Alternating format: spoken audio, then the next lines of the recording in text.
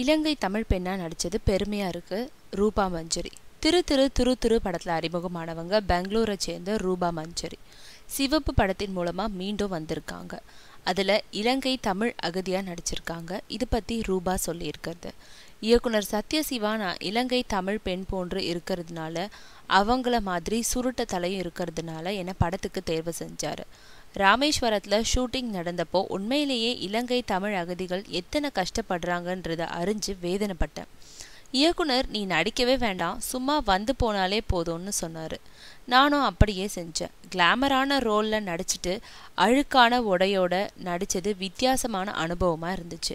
இலங்கை தமிழ் பெண் கேரக்டர்ல நடிச்சது ரொம்பவே பெருமையா இருக்கு. இந்த கேரக்டருக்கு எனக்கு நிறைய விருதுகள் கிடைக்கும்னு சொல்றாங்க. படத்தை பார்த்தவங்க இப்போ என்னை பாராட்டுறாங்க. அதே மாதிரி படம் பார்க்கும் ரசிகர்களும் என்னை பாராட்டினாலே போதும்னு சொல்றாங்க ரூபா.